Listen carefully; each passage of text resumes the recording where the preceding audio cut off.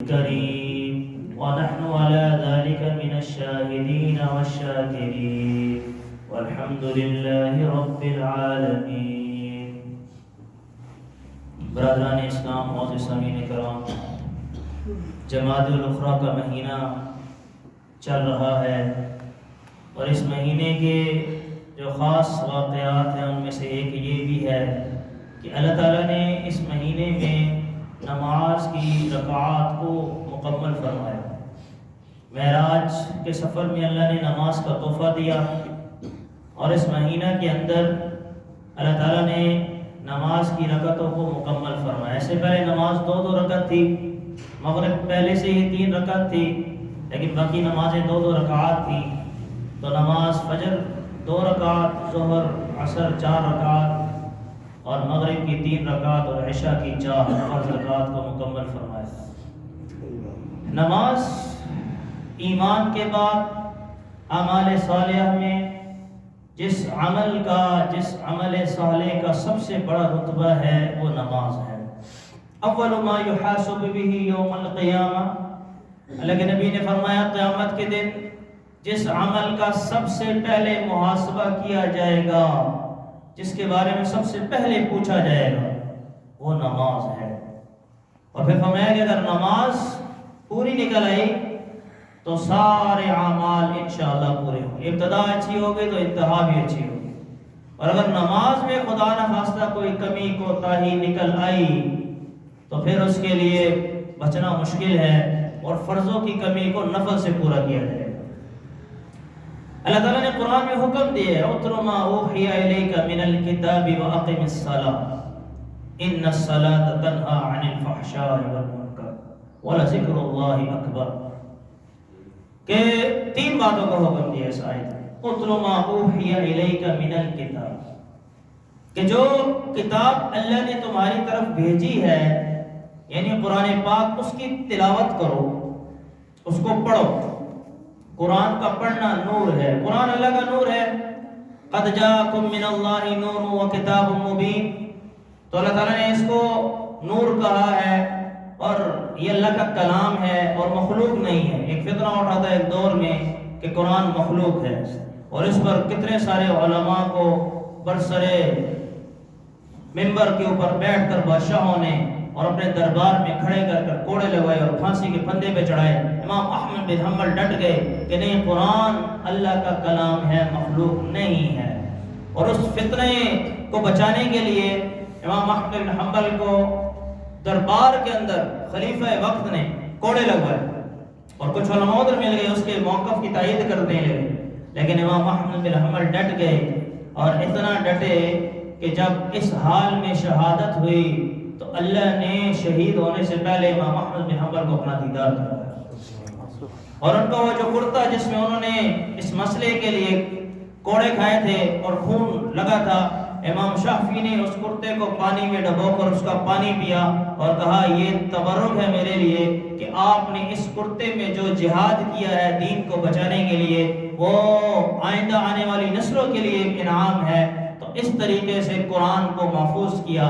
تو قرآن اللہ کا کلام ہے، اس میں اللہ انسان سے خطاب کرتا ہے. اللہ تعالیٰ انسان کو بتلاتا ہے، سمجھاتا ہے. اللہ نے ابتدا میں کہا ذالک الکتاب لا ریب فیہ، پھر اللہ نے کہا انہ لقرآن کریم فی کتاب مکنون. یہ اللہ خود قرآن کا تعارف کروا رہا ہے کہ قرآن ہے کیا، انہ لقرآن کریم، یہ قرآن کریم ہے. عام کتاب نہ سمجھنا دنیا والوں، اس کو عام کتاب نہ سمجھنا، یہ میرا کلام ہے. یہ آنے والی انسانیت کے لیے ابتدا سے لے کر انتہا تک، آدم سے لے کر آخری انسان تک جو کامیابی کو حاصل کرنا چاہتا ہے، جو سلطنت کامیاب ہونا چاہتی ہے، کوئی فرد کامیاب ہونا چاہتا ہے، کوئی قوم عروج پانا چاہتی ہے، کوئی انسان بلندیوں کو حاصل کرنا چاہتا ہے، وہ قرآن کو سینے سے لگا کر، قرآن کے فرمودات پہ عمل کر کے، قرآن کو منشور بنا کر دنیا کی عزتیں بھی حاصل کر سکتا ہے اور آخرت کی عزتیں بھی حاصل کر سکتا ہے. انہ لقرآن کریم نزل بہ الروح الامین. اب یہ ہے کلام اللہ کا اور لانے والا کون؟ جبرائیل، جو فرشتوں کا سردار ہے، جو روح الامین ہے. وہ خیانت کر نہیں سکتا، اس میں ہے ہی نہیں. فرشتوں میں صفت ہی نہیں ہے، اور وہ پھر سردار وہ خیانت کر نہیں سکتا، تو اللہ نے اتنے محفوظ طریقے سے اپنے کلام کو بھیجا کہ کلام اللہ کا اور لانے والے جبرائیل علی قلبک، اور کس قلب اطہر پر نازل کیا؟ محمد رسول صلی اللہ علیہ وسلم۔ تو قرآن پڑھو، چہرے کا نور حاصل کرنا چاہتے ہو قرآن پڑھو۔ اگر کوئی شخص چاہتا ہے میں خوبصورت ہو جاؤں، وہ قرآن کی تلاوت کرے، اور یہ قبر میں جھگڑالو ہوگا کس کے لیے؟ شفاعت کے لیے۔ قرآن آ جائے گا اس شخص کے لیے جس نے قرآن کو سینے سے لگایا، جس نے قرآن کی تلاوت کی، جو قرآن پر عمل پیرا ہوا۔ جیسے ہی قبر میں اترے گا منکر نکیر آئیں گے، یہاں سے ایک شفیع آئے گا، شفاعت کرنے والا آئے گا۔ کون ہوگا؟ قرآن ہوگا۔ وہ جھگڑے گا اور اس شخص کی مغفرت کروا کر اس کو جنت کے لیے اس کا پروانہ جائے گا۔ تو اتلو ما اوحی الیک من الکتاب، پہلا حکم اللہ نے دیا قرآن پڑھ، دوسرا کہا واقم الصلاۃ، اور نماز قائم کر۔ اب نماز کیا ہے؟ اللہ کے نبی نے فرمایا الصلاۃ قرۃ عین، نماز میری آنکھوں کی ٹھنڈک ہے۔ انسان چاہتا ہے میں اللہ سے ملاقات کروں، وہ محبوب ہے، لا الہ الا اللہ تعارف ہے، پھر تعارف کے بعد محبوب سے ملاقات ضروری ہے، تو ملاقات کا ذریعہ کیا ہے؟ ملاقات کا ذریعہ نماز ہے۔ اللہ تعالیٰ نے اپنے حبیب کو معراج کے سفر میں بلا کر بلندیاں بخشی، قاب قوسین کا لقب ملا، تو اللہ نے وہاں انعام دیا نماز کا، اور آپ نے فرمایا کہ اگر کوئی معراج کی برکتیں پانا چاہتا ہے تو الصلاۃ معراج المومن، ایک مومن کی معراج کیا ہے؟ وہ نماز ہے۔ اور یا ابن آدم، کل بنی آدم، سارے انسان گناہ کی آگ میں جلتے ہیں، اور پھر فجر کی نماز پڑھتے ہیں تو گناہ کی آگ کو اپنے سے تحترفون، ختم کرتے ہیں، پھر وہ جلنا شروع کرتے ہیں۔ ظہر سے لے کر عصر تک گناہ کرے، گناہ کی آگ میں جلنا شروع ہوئے، ظہر پڑھی، اللہ تعالیٰ نے ان آگ کو ختم کر دیا۔ پھر ظہر سے لے کر عصر تک آگ کو ختم کر دیا، پھر عصر سے لے کر مغرب تک، پھر آگ مغرب پڑی، اللہ نے اس آگ کو ختم کر دیا، پھر مغرب سے عشاء تک اللہ نے گناہوں کی ساری آگ کو ختم کر دیا۔ پھر مومن انسان سو جاتا ہے تو نام اعمال بند ہو جاتا ہے، نہ اب نیکی لکھی جا رہی ہے نہ گناہ لکھا جا رہا ہے۔ تو یہ سارے دن کی جتنی بھی برائیاں ہیں، کیونکہ قرآن اللہ کہتا ہے ان الحسنات یذہبن السیئات، کہ نیکیاں برائیوں کو ختم کر دیتی ہیں جیسا کہ آگ لکڑی کو ختم کر دیتی ہے۔ تو یہ سارے دن کی ساری نمازیں انسان سے گناہ کو ختم، اور پھر ایک جمعہ سے لے کر دوسرا جمعہ تمام گناہوں کو ختم کر دیتی ہے، کہ انسان فرض ادا کر رہا ہے۔ اللہ کہہ رہے تو نماز پڑھ، میں تیرے گناہوں کو ختم کروں۔ اور ایمان والے میں اور کافر میں فرق کس چیز سے کیا جاتا ہے؟ نماز سے فرق کیا جاتا ہے۔ پتہ چلتا ہے کہ مومن نماز نہیں چھوڑ سکتا، اور نماز نہیں چھوڑ سکتا۔ کیوں؟ اقیم الصلاۃ کون کہہ رہا ہے؟ کائنات کا مالک کہہ رہا ہے۔ کون کہہ رہا ہے؟ عزتیں دینے والا کہہ رہا ہے۔ کون کہہ رہا ہے؟ رزق دینے والا کہہ رہا ہے۔ کون کہہ رہا ہے؟ زمین آسمان کے نظام کو چلانے والا کہہ رہا ہے۔ کون کہہ رہا ہے؟ ساری کائنات کے خزانوں کا مالک کہہ رہا ہے۔ کون کہہ رہا ہے؟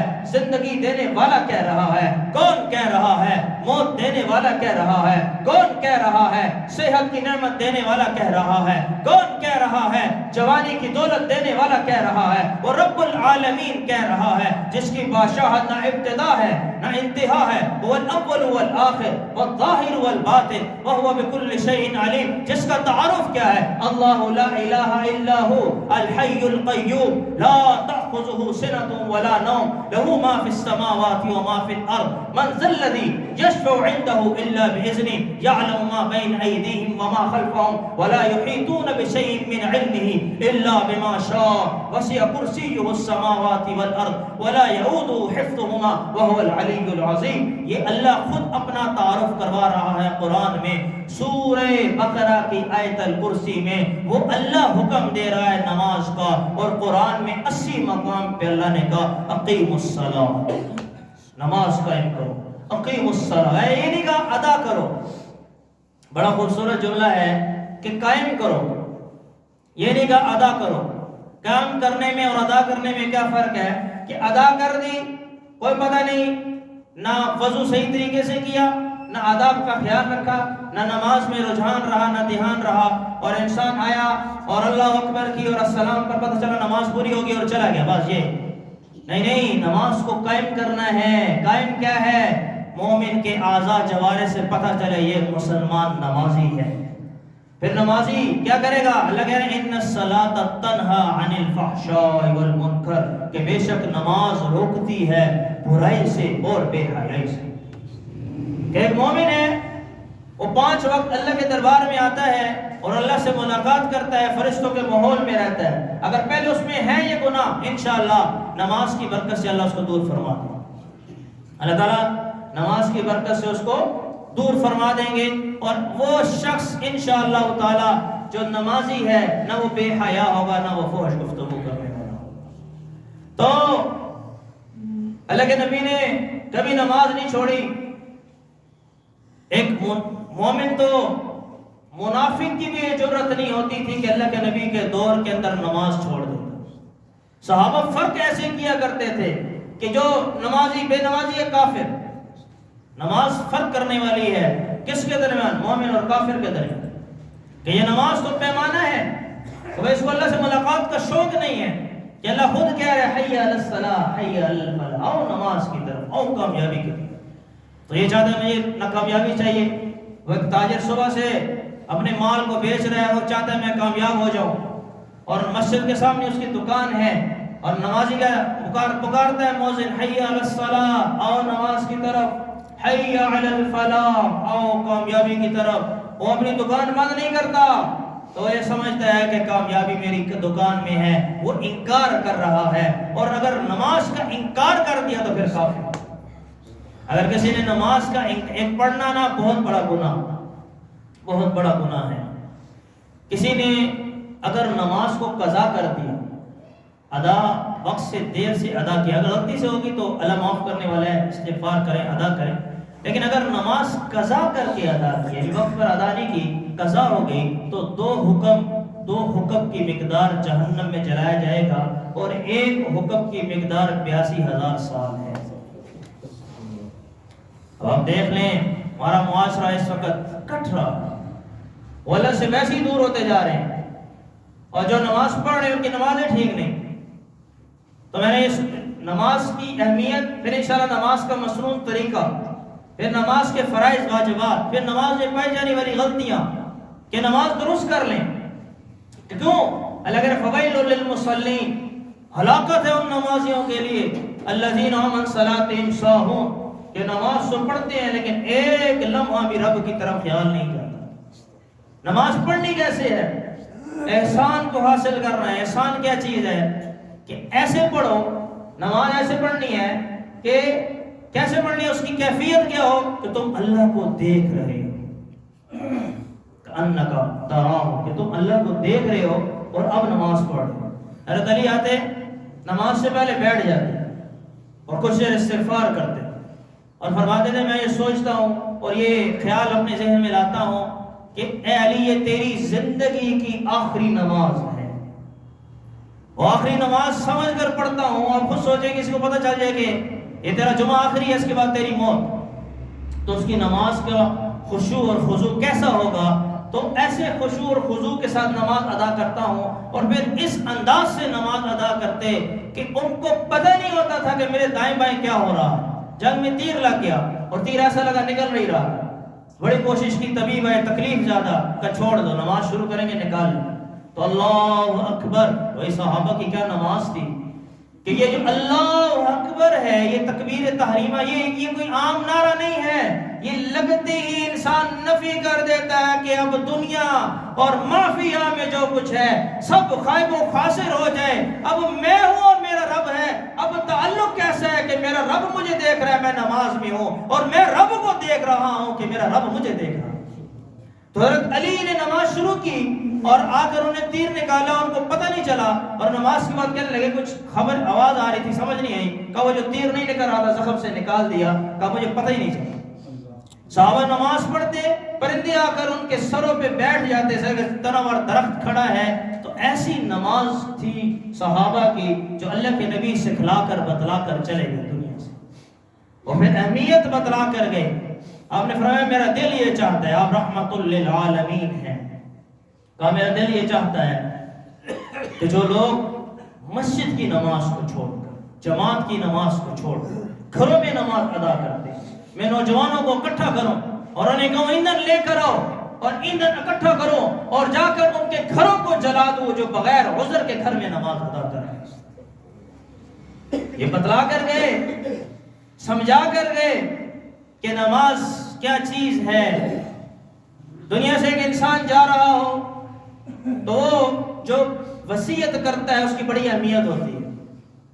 آپ ساری کائنات کے شہزادے تھے، آپ کا وصال کا وقت قریب آیا، آپ نے نماز کوئی نہ چھوڑی، نہ جنگ میں نماز چھوڑی، نہ حالت مرض میں نماز چھوڑی، کسی حال میں نماز معاف نہیں، نماز کی تو معافی نہیں ہے۔ تو اللہ کے نبی صلی اللہ علیہ وسلم اللہم الرفیق الاعلیٰ کا بھی مقام باقی ہے، اور جبرائیل آئے کہ یا رسول اللہ موت کا فرشتہ دروازے پہ کھڑا ہے، نہ آج سے پہلے کسی سے اجازت لی ہے اور نہ آج کے بعد کسی سے اجازت لے گا۔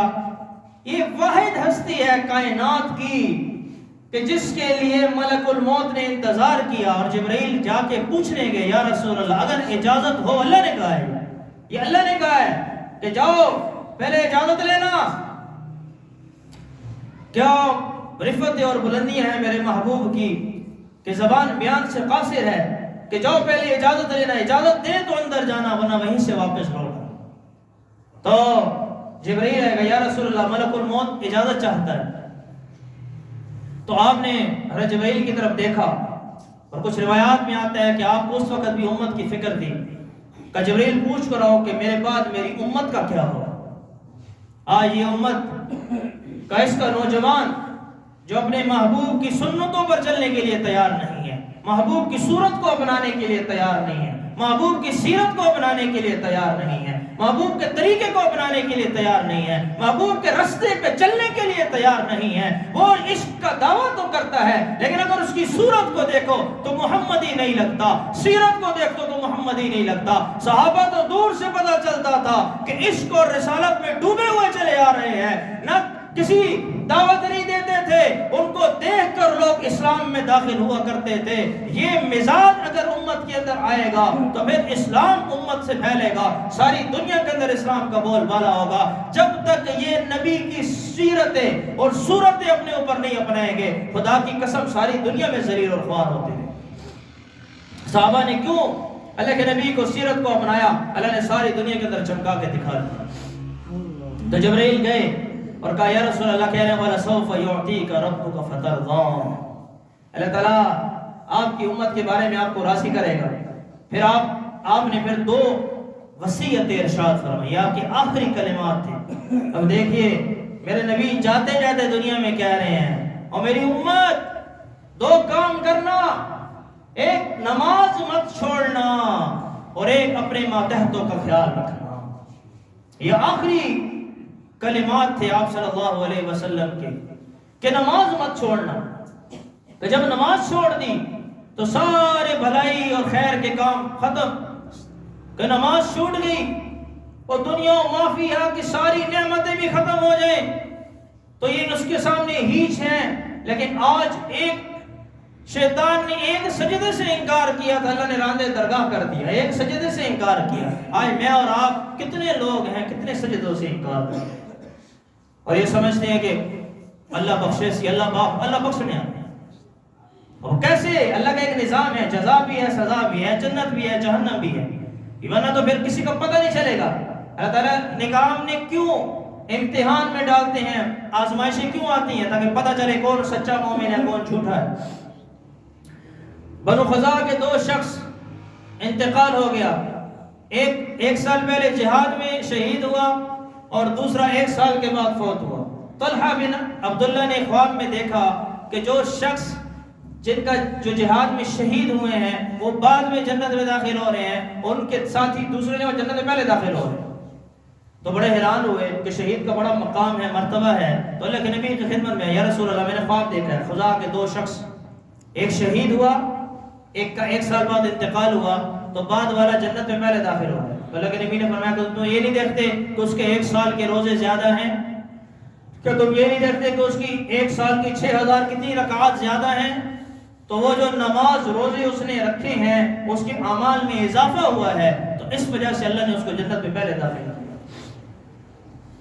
تو اقم الصلاۃ، نماز قائم کرو، ان الصلاۃ تنہا عن الفحشاء والمنکر ولذکر اللہ اکبر، اللہ کو اپنا ذکر بڑا پسند ہے۔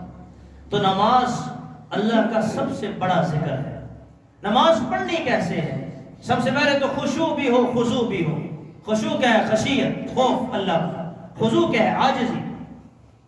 اللہ کے نبی نے فرمایا تمہیں بتاؤں کہ قیامت کے قریب سب سے پہلے کیا چیز اٹھائی جائے گی؟ کہا یا رسول اللہ بتائیں۔ آپ نے فرمایا کہ قیامت کے قریب سب سے پہلے نماز کا خشوع اور خضوع ختم ہوگا، کہ پوری مسجد میں ایک شخص بھی خشوع اور خضوع سے نماز ادا کرنے والا نہیں۔ کہ انسان کیسی نماز اللہ اکبر کی ساری دنیا کے خیالات کو ہٹ ہے، اور السلام علیکم جب کیا تو پتہ چلا نماز ختم ہو گئی۔ تو خشوع اور خضوع کے بغیر نماز ایسی ہے کہ فرمایا کہ ایک سیاہ کپڑے میں لپیٹ کر نمازی کے منہ پہ مار دی جائے۔ اللہ تعالیٰ ہمیں ایسی نمازوں سے بچائے۔ تو نماز کی اہمیت ضروری، جب نماز پڑھنے والے ہیں ان کے لیے نماز کا سیکھنا ضروری۔ بغیر سیکھے ادا کریں گے تو سنت کے خلاف چلے جائیں گے، واجب چھوڑ دیا تو صاحب سے ادا ہو جائے گا، اور فرض کی کوتاہی کر لی تو پھر نماز ساری ضائع ہو جائے۔ تو ایک امت کا بڑا طبقہ تو نماز نہیں پڑھتا، اور جو پڑھتا ہے اس کو پتہ نہیں ہے پڑھنی کیسے ہے، کس طریقے سے جو سنت نماز ہے جو اللہ کے نبی سمجھا کر دکھلا کر گئے، بتلا کر گئے۔ صلو کما رأیتمونی اصلی، اللہ کے نبی فرمایا تم ایسے نماز پڑھو جیسے مجھے دیکھتے ہو، جیسے میں نماز پڑھتا ہوں۔ تو میرے بھائی دوستوں اور بزرگوں، آج معاشرے کے اندر اس چیز کی بڑی کمی محسوس کی جا رہی ہے کہ ہم اگر خود نمازی ہیں تو ہمارے ارد گرد کتنے بے نمازی موجود ہیں، ہمیں فکر نہیں ان کی، ہم نے کبھی ان کو کہا کہ نماز کے لیے چلو۔ پھر ہمارے گھر کے اندر بے نمازی موجود ہیں۔ اب اگر ایک شخص جو گھر کا سربراہ ہے، اس کا ذمہ داری ہے کہ اس کے بیوی بچوں کو وہ نماز پہ لے کر آئے۔ چھوٹے بچے ہیں 7 سال کی عمر میں نماز کی ترغیب دینا شروع کرو۔ 10 سال کی عمر میں نماز نہیں پڑھتے تو ان کو سزا دو، کیونکہ معاشرے سے اگر نماز ختم ہو گئی تو پھر اسلام کا ایک شعار ختم ہو جائے، بنی الاسلام علی 5۔ اسلام کی بنیاد بتائی گئی کہ کون سی چیز ہے؟ شہادت واللہ الہ الا اللہ، پہلی چیز کلمہ طیبہ کی گواہی۔ میں نے کہا تعارف ہے، لا الہ الا اللہ اللہ سے تعارف ہے، اللہ تعالی کائنات کا رب ہے، اس سے تعارف ہو گیا۔ اقیم الصلاۃ، پھر نماز یہ ملاقات ہے۔ توتی الزکاۃ، دوسرا رکن نماز، توتی الزکاۃ، پھر زکات ہے۔ پھر پتہ کب محبت کا چلتا ہے؟ جب اس کی راہ میں مال نچھاور کرو۔ وہ مال کی محبت زیادہ ہے یا اللہ کی محبت زیادہ ہے؟ تو توتی الزکاۃ، یہ تیسرا بنیاد رکن، ایک عمارت سے تشبیہ دی دین کو، اور اس کے 5 ارکان ہیں، 5 اس کے ستون ہیں۔ تو پہلا ستون کلمہ لا الہ الا اللہ، دوسرا ستون نماز، تیسرا زکات، توتی الزکاۃ، چوتھا تصوم رمضان، اور 5واں تحج البیت۔ تو یہ تشبیہ عمارت سے کیوں دی کہ، اور پھر ایک اور حدیث میں اللہ کے نبی نے فرمایا الصلاۃ عماد الدین، نماز دین کا ستون ہے۔ ومن اقامها فقد اقام الدین، سبحان اللہ، جس نے نماز کو قائم کیا اس نے گویا پورے دین کو قائم کر دیا۔ کہ اتنی اہمیت ہے نماز۔ ومن ہدمها فقد ہدم الدین، کہ جس نے نماز کو گرا دیا گویا اس نے پوری دین کی عمارت کو گرا دیا۔ تو میرے بھائی دوستوں بزرگوں، یہ ستون ہیں، یہ 5 بنیادیں ہیں، اس میں اہم نماز ہے۔ انشاءاللہ اگلے جمعہ کو کوشش کریں گے کہ نماز کی ابتدا سے لے کر آخر تک، چونکہ نماز کے اندر پائی جانے والی غلطیاں جو آج ہمارے معاشرے میں عام ہیں اس کے اوپر بیان ہو، اور پتہ چلے کہ ہماری نمازیں کیسے درست ہو سکتی ہیں، ہم وہ نماز کیسے ادا کر سکتے ہیں جو نماز اللہ کو بھی محبوب ہے، اور نبی اکرم صلی اللہ علیہ وسلم اس دنیا میں بتلا کر دکھلا کر چلے گئے۔ اللہ تعالیٰ مجھے اور آپ کو صحیح طریقے سے نماز پڑھنے کی توفیق دے۔ وآخر دعوانا الحمدللہ۔